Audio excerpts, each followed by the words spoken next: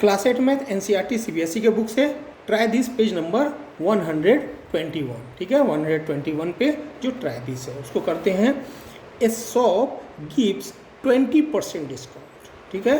Shop कितना percent discount दे रहा है? 20% डिस्काउंट दे रहा है। What would the sale price of each of this be? Sale price ये जो है इनका सेल प्राइस क्या होगा?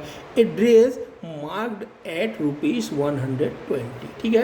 तो 120 रुपीज़ का एक ड्रेस है, उस मार्क किया हुआ है 120 रुपीज़। तो 120 रुपीज़ यदि मार्क किया हुआ है और 20% डिस्काउंट दे रहा है, तो हम ये जानते हैं कि 20% जो है इंडिपेंडेंट, ठीक है। इंडिपेंडेंट वो नहीं है, किसी न किसी के ऊपर डिपेंडेंट है। तो 20% किस पे डिपेंडेंट है? तो यही मार्क प्राइस पे है, ठीक है। टोटल प्राइस कितना है? 120 रुपीज़ के ऊपर 20% डिस्काउंट है, यानी 120 का 20% या 20% ऑफ 120 करेंगे तो वैल्यू सीधा सीधा आ जाएगा, ठीक है। वैसे पेयर ऑफ शूज़ है 750 रुपीज़, 750 रुपीज़ में 20% डिस्काउंट दे रहा है, तो 20% ऑफ 720 लिखेंगे तो जितना वैल्यू आएगा वो वैल्यू जो है वो डिस्काउंट हो जाएगा, उतना ही वैल्यू का डिस्काउंट, ठीक है। यदि इसका वैल्यू निकालना है तो वापस इसको माइनस तो करना पड़ेगा, ठीक है। 750 में माइनस कर देंगे तो वैल्यू आ जाएगा, ठीक है। तो सेल प्राइस हमको निकालने का है। तो अब मैं ये दो तरीके से बता, पहला तो ये तरीका मैंने आपको बताया, दूसरा जो तरीका है उससे मैं बताता हूँ, ठीक है। तो सबसे पहला क्या है कि सबसे पहला तरीका देख लीजिए कि डिस्काउंट क्या है? 20% 20% ऑफ 120 रुपीज़ जो है, पहला का हम बना रहे हैं 120 रुपीज़ है, तो 120 रुपये पे 20% का डिस्काउंट है, तो टोटल डिस्काउंट वैल्यू आएगा ये, ठीक है। ये वैल्यू क्या आएगा? ये वैल्यू डिस्काउंट वैल्यू आएगा। कितना होगा? तो 20/100 इंटू 120, ठीक है। वैल्यू आप निकालेंगे तो 1010 इन 24 रुपीज़। 24 रुपीज़ का वो डिस्काउंट देगा, ऐसा नहीं 24 रुपीज़ में वो दे देगा, 24 रुपीज़ का डिस्काउंट वो देगा। जैसे यदि 100 रुपीज़ का मटेरियल है और 20% यदि आपको डिस्काउंट दे रहा है, तो यानी 20 रुपीज़ वो डिस्काउंट दे रहा है, ठीक है। लेकिन एक्चुअल वैल्यू क्या होगा? 100 में, जैसे 100 में 20% यदि डिस्काउंट दे रहा है, इसका मतलब है कि 100 में 20% जो होता है वो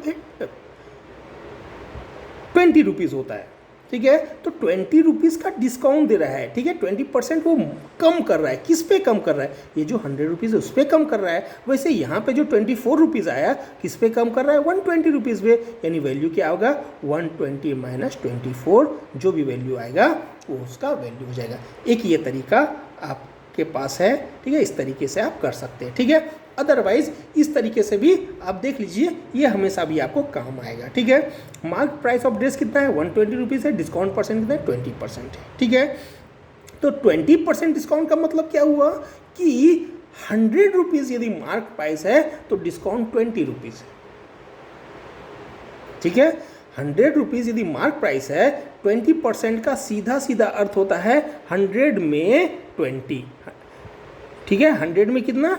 20, वो सीधा सीधा इसका मतलब होता है, ठीक है।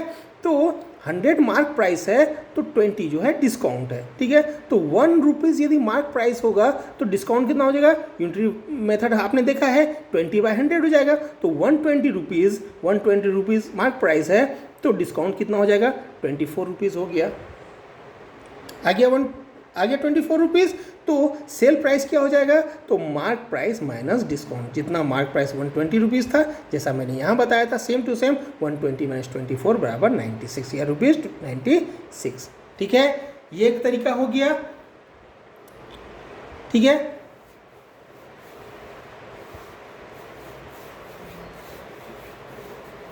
अच्छा, यदि आप इसमें ही यदि आप चाहें तो एक और तरीके से कर सकते हैं। कैसे कर सकते हैं? मान लीजिए ये हमने नहीं लिखा, ठीक है, 20% डिस्काउंट नहीं लिखा है, क्या ऑन 100 रुपीज़ मार्क प्राइस पे, ठीक है। सेल प्राइस कितना है?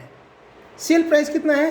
20% यदि डिस्काउंट दिया है तो 100 में 20 हट गया तो 80 बचा, सीधा ही आप कैलकुलेट कर सकते हैं कि 100 रुपीज़ में 20 रुपीज़ यदि डिस्काउंट दिया है, यानी 100 रुपीज़ मार्क प्राइस है, तो 80 रुपीज़ 100 में 20 कम 80, तो लिख सकते हैं डायरेक्ट 100 रुपये मार्क प्राइस तो सेल प्राइस 80, ठीक है। तो 1 मार्क प्राइस बराबर 80/100, तो 120, 80/100 इंटू 120, ठीक है। देखिए 80/100 इंटू 120 वैल्यू कितना आता है, ये कैंसिल, ये कैंसिल, 96, ठीक है। तो इससे क्या होगा, डायरेक्ट ये वैल्यू मिल जाएगा, ये सेल प्राइस आपको अलग से निकालने की ज़रूरत नहीं होगी। आपको मैं 3 मेथड आपको बताया, ठीक है। परसेंटेज के हिसाब से डायरेक्ट निकालने का भी तरीका बताया।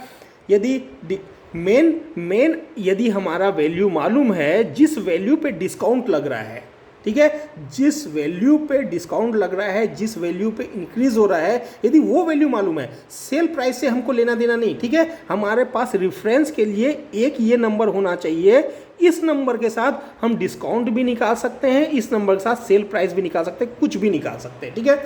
ये नंबर हमारे पास हमेशा रहना चाहिए। तो यहाँ पे मार्क प्राइस दिया हुआ है, यानी ये वैल्यू हमारे पास है जिसके थ्रू, जिसके ऊपर डिस्काउंट मिलता है, जिसके ऊपर सेल होता है, जो भी है, ठीक है। तो मार्क प्राइस है, तो अपना सेल कितना हो जाएगा, डिस्काउंट कितना हुआ 20, यदि सेल निकालना है तो सेल कितना हो जाएगा 80, ठीक है। सीधा सीधा निकाल के आप वैल्यू निकाल सकते हैं, ठीक है। तो एक ये विधि हो गया, एक डिस्काउंट की विधि से हो गया, एक सेल की विधि से डायरेक्ट मेथड से डायरेक्ट निकल गया, ठीक है। अब सेकेंड नंबर देखिए, ठीक है। सेकेंड नंबर में क्या है, a pair of shoes mark 750, ठीक है। पेयर ऑफ शूज़ 750 रुपीज़ का मार्क किया हुआ है, ठीक है। तो mark price of a pair of shoes कितना है, 750 है। डिस्काउंट रेट कितना है, 20%, सबके ऊपर 20% दिया हुआ है, ठीक है। तो 100 रुपये मार्क प्राइस है, तो सेल प्राइस जो मैं थर्ड मेथड बताया, यहाँ पे डिस्काउंट करके मैंने निकाला, यहाँ पे थोड़ा सा, हाँ, यहाँ पे मैंने डिस्काउंट करके निकाला, यहाँ पे डायरेक्ट सेल प्राइस करेंगे, 20% डिस्काउंट हुआ, यानी सीधा आपको 100 माइनस 20 कर देना है, वैल्यू यहाँ लिख देना है, ठीक है। ज़्यादा से ज़्यादा है तो आप यहाँ पे 100 माइनस 20 ऐसा कर लीजिए, लेकिन आप रफ में कर लीजिए, चलेगा, इतना लिखने की जरूरत नहीं, ठीक है। तो वैल्यू 750 पे कितना हो गया, 600, ये डायरेक्ट सेल प्राइस हो गया, क्योंकि सेल प्राइस मैंने शुरू में लिया, ठीक है। थर्ड क्वेश्चन क्या है, अब आपको इजी होते जा रहा है, ठीक है। मार्क प्राइस 250 है, डिस्काउंट रेट 20% है, तो 100 मार्क प्राइस पे सेल प्राइस कितना है, 80 है, ठीक है। 20% का डिस्काउंट है, यानी सेल प्राइस कितना 80 है, तो वैल्यू कितना हो जाएगा 200, ठीक है। यूनिटरी मेथड से भी निकल जाता है। तो page number 121, try this complete, नहीं, क्वेश्चन नंबर 1 कंप्लीट हो गया, ठीक है।